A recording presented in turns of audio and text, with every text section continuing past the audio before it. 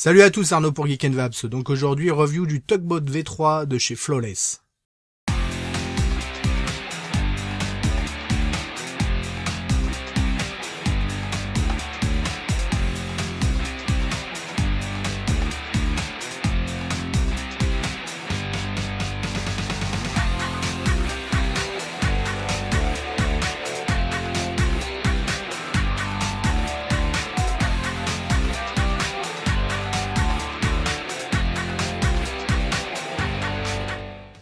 Alors le Tugboat V3 est le nouveau dripper de la société américaine Flawless, faisant suite au Tugboat V2 bien entendu, avec pas mal de changements, l'air de rien, par rapport au prédécesseur.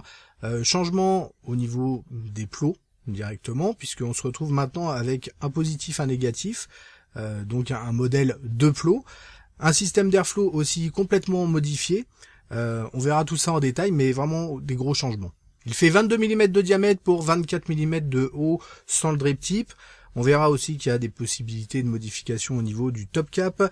Il est en acier inoxydable. On a un système d'airflow latéral avec des fentes type cyclope qui font 7 mm par 1,5 et on a un système d'airflow par le dessus avec 4 trous de 2,5 mm de diamètre. Enfin, on le verra en détail. On a donc un système de plots au niveau de nos montages et un système de plateau complètement protégé, complètement isolé par du pic. Celui-ci me vient de chez Unicorn Vape, donc merci à Bertrand et Bastien. Allez, tout de suite on regarde tout ça en détail. Alors notre Tugboat V3 arrive dans un sachet comme ceci avec à l'intérieur on va y retrouver une clé Allen pour faire nos montages, un joint de remplacement et une petite vis.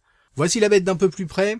Donc on voit directement par rapport au Tugboat V2, il y a pas mal de changements. Donc on a une gravure au niveau du drip tip 510 comme on le voit. Drip tip avec une base, vous voyez, en Delrin. Plutôt pas mal, ça permet d'isoler et d'éviter de transmettre la chauffe en fait du corps. Ensuite on va avoir un top cap comme ceci, amovible, avec un joint à sa base. Top cap donc pour du 510. Et sur le côté, vous voyez des fentes. Donc pas mal de fentes latérales, mais qui va nous permettre de régler notre airflow supérieur. Ça c'est plutôt pratique, moi j'aime bien que ça arrive comme ça sur le côté, ça évite comme ça d'être dérangé quand vous utilisez votre dripper et que vous venez boucher les airflows éventuellement avec votre lèvre. Là pas de risque. Donc on retire le corps avec donc une gravure Tugboat, on reconnaît le logo. De l'autre côté le drapeau américain. On a les airflows type cyclope et à l'intérieur on voit donc les 4 trous de 2,5 pour l'airflow supérieur. On voit d'ailleurs, comme on voit la machine en fait, l'usinage à la machine, on sent un côté en fait un peu artisanal quelque part. On voit le plateau ici, plateau avec donc comme vous voyez un plot positif, un plot négatif, les airflows latéraux. Donc airflow, une sorte de petite encoche comme ça, le fond en pic comme on le voit, donc les deux vis BTR, pas de souci, ça marche très très bien, ça s'ouvre sans aucun souci. On a des trous qui sont relativement importants, pas tant que ça, mais on a de quoi faire des bons montages. On a un joint à la base et en dessous on va retrouver donc une gravure avec le numéro de série, USA et Flawless. On a également un 510 qui ressort bien, c'est pas mal pour les box type hybride.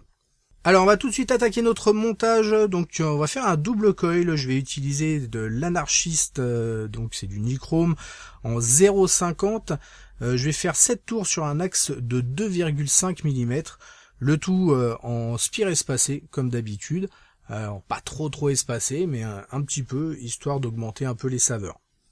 Une fois mes deux coils réalisés, je viens les mettre en place. Alors pas de réel souci. Une chose que j'ai voulu faire au début et au final qui ne sert à rien. Je voulais en fait venir baisser mes coils au niveau des airflows. Les mettre en place puis les baisser légèrement puisqu'on est un petit peu en dessous. Erreur. Honnêtement, pas besoin. Vous le faites au niveau en fait des rebords normaux, ce qui permettra de mettre le coton plus facilement, etc. On a un flux d'air qui fait que au final l'air va venir frapper le coil légèrement en dessous et ça va passer sans aucun souci.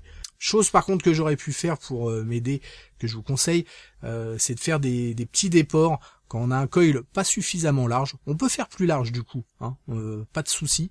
Mais là, mes coils sont peut-être un peu légers en termes de taille, et du coup, il aurait fallu que je fasse des petits déports pour que ça puisse se monter plus facilement. Mais à partir du moment où vous essayez pas de mettre vos coils à l'intérieur, comme j'avais essayé au début, vous n'aurez aucun souci. Ça vient serrer tranquillement, on vient retirer bien entendu le fil résistif excédentaire, et on va regarder ce que ça nous donne en ohm. On est à 0,21 ohm, donc nickel par rapport à ce type de montage. Tout de suite on enchaîne, on va faire chauffer nos coils, et on le voit, ça rougit directement de manière synchro, donc c'est nickel, la résistance ne bouge pas, on est toujours à 0,21 ohm. On va venir mettre en place le coton. Là j'utilise un Cotton Blend Fiberfrix. J'aime bien pour les drippers, hein, ça marche plutôt bien. Donc aucun souci pour la mise en place. On vient couper un peu l'excédent et on vient rabattre le coton sous le coil. Il y a vraiment de la place, hein, c'est nickel. On va venir mettre un peu de liquide bien entendu. Là on va utiliser de l'Unicorn's Roar en 1,5 mg. C'est typiquement le type de liquide qui s'éclate sur ce type de dripper, hein, à forte puissance bien entendu. Donc là on n'hésite pas, on vient bien humidifier les cotons. Et une fois que c'est fait, il ne nous reste plus qu'à mettre donc le corps de l'atomiseur. Donc vous voyez, on peut venir régler l'airflow latéralement, hein, aussi. Vous pouvez venir le fermer à moitié pour avoir un airflow un peu plus petit, hein, tout simplement. Perso, je le laisse en grand, c'est plutôt pas mal comme ça. Idem pour l'airflow supérieur, on peut soit l'ouvrir en grand, soit l'ouvrir à moitié, soit complètement le fermer bien entendu, en se mettant sur le côté. On met ça sur une box, là sur une Exome, attention, un peu limite, 0,21 ohm, mais ça passe, pas de problème. Évitez en tout cas de descendre trop bas, hein, si vous voulez l'utiliser sur une Exome. Normalement on devrait être limité à 0,3 ohm. On shoot pour voir ce que ça donne, et ça réagit bien sûr du tac au tac, il n'y a pas de problème. Alors autre possibilité, là je viens vous montrer un top cap qui est de chez Double Helix. Là c'est le Dat Money Cap.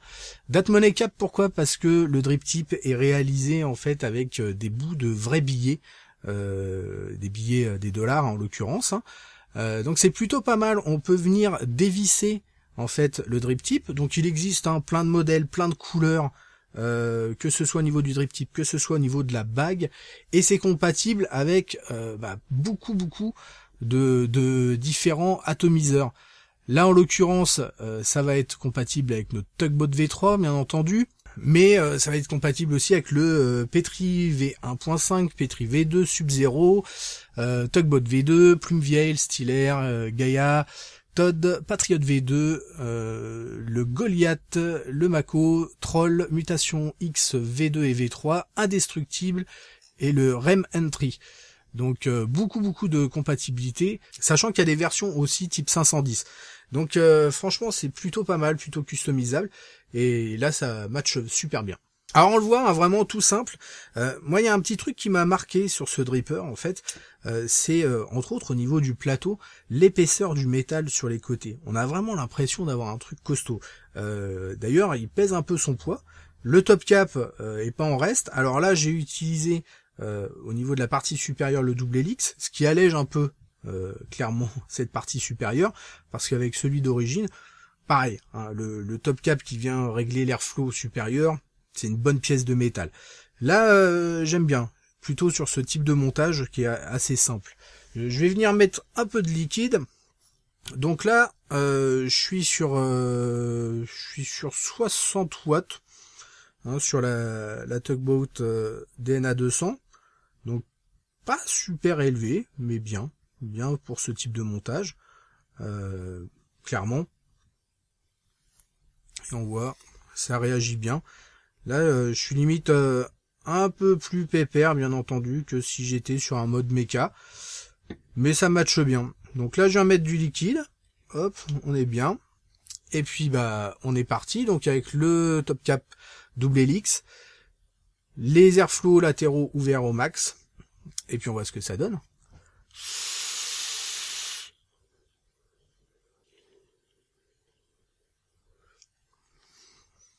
Ça marche super bien, un peu de vapeur comme il faut. Alors, chose intéressante, suivant votre type de montage, suivant vos préférences bien entendu, mais suivant votre type de montage, je vais conseiller différentes options. Là en l'occurrence, sur le montage que j'ai fait, qui est pas un montage spécialement de fou furieux, alors je parle pas en termes d'ohm, bien entendu, parce que 0,21 là c'est 0,22 ohm, ça reste très bas. Je parle plus le type de coil réellement. C'est-à-dire que ça, c'est un atomiseur aussi qui s'éclate avec des coils style Fuse Clapton, etc. Vous pouvez les monter comme ça. Et là, dans ces cas-là, on va avoir quand même quelque chose qui va envoyer un peu plus. Et pour le coup, l'airflow qui est sur le dessus va aider vraiment à avoir quelque chose qui va bien marcher. Forcément, plus grosse chauffe, plus gros apport en air nécessaire.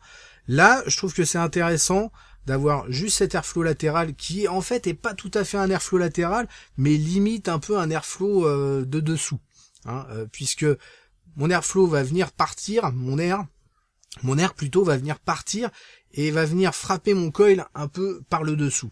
Ce qui fait qu'en termes de saveur, on a quelque chose qui marche vraiment très bien. En termes de tarif, le dripper est proposé à 84,90 €, ce qui est dans la lignée en fait de ce type de dripper. Donc on n'est pas non plus sur des drippers ultra chers, c'est-à-dire ceux qui vont dépasser la barre des 100 €, mais on reste forcément sur quelque chose de relativement élevé. C'est fabriqué aux États-Unis, forcément, et encore une fois, il y a de l'épaisseur, c'est pas du papier d'alu. Petit bémol pour ceux qui ont tout un tas de top cap ou d'options par rapport au Tugboat V2, c'est pas compatible avec le V3. Effectivement, ça c'est vraiment un point dommage, parce que pour ceux qui avaient déjà investi dans différents top cap, différentes couleurs, là en l'occurrence ça l'est pas pour ceux qui se posaient la question. Concernant le double helix, celui-ci est proposé à 22 €. Ça commence aux alentours de 20 € avec différentes couleurs, et puis vous pouvez acheter juste des bagues pour bien finir votre dripper suivant les modèles. Donc beaucoup d'options, que ce soit la bague métal, les couleurs au niveau du drip tip qui se dévissent, etc. Allez, tout de suite on va passer au plus et au moins. Les plus pour commencer. Un rendu des saveurs qui marche vraiment très bien. Un peu surpris, j'avais un peu peur d'avoir quelque chose vraiment de basique, concrètement, et pas du tout au final. Le montage se fait facilement, on a quelque chose qui va venir frapper notre coil légèrement par le dessous. Si vous faites un gros montage, vous pouvez rajouter les airflows sur le dessus. Perso, je préfère couper les airflows sur le dessus, on va avoir plus de saveur. Après, si vous voulez plus de vapeur, vous pouvez vous faire plaisir, ouvrir les airflows du dessus et envoyer. La qualité de fabrication, rien à dire. On a quelque chose d'épais, de costaud. On sent que c'est pas du papier d'alu, clairement. Ça a rien à voir. Il y a d'autres drippers qui marchent très bien, comme l'indestructible, qui a un bon rapport qualité-prix, effectivement, par exemple. Mais on sent bien que c'est pas du tout la même chose, c'est pas le même type de métal. Ça se voit direct. Les moins maintenant. L'incompatibilité des top cap de la V2. C'est vrai que c'est dommage. Maintenant, effectivement, on part vraiment pas simplement sur une petite mise à jour, mais vraiment, pour moi, une refonte complète du dripper, ce qui permet d'être meilleur.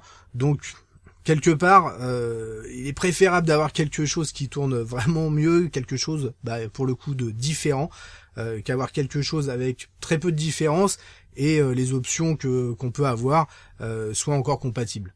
Et enfin, en tout cas pour l'instant, pas de possibilité de faire un montage simple coil. Enfin, vous pouvez le faire, mais avec une perte d'air. Il n'est pas pensé dans ce sens-là. Peut-être qu'on aura un top cap spécialement dédié au simple coil, à savoir. Peut-être que je l'ai pas vu, ça se trouve, ça existe même déjà. En tout cas, en l'état, quand vous achetez votre dripper, il est vraiment fait pour du double coil. Après, ça marche très bien comme ça, effectivement, il est pensé pour le double coil. Mais bon, c'est une option qu'on aime avoir. En tout cas, un très bon dripper. J'attends avec impatience les différents top cap qui peuvent ressortir en option en termes de couleurs et autres. Je pense que ça peut être pas mal. S'ils en sortent un compatible avec ma box, c'est clair, je le prends. En tout cas, ça fonctionne très bien. On a et c'est une surprise, honnêtement. Je m'attendais pas à avoir autant de saveur en fait dans un dripper qui est quand même orienté plutôt gros nuage que saveur. Et non, ça fonctionne vraiment très très bien. Allez, on se retrouve très rapidement pour de nouvelles aventures. Merci d'avoir regardé cette vidéo. N'oubliez pas de vous inscrire ou de participer à l'Edus. Et en attendant, une très bonne vape à tous.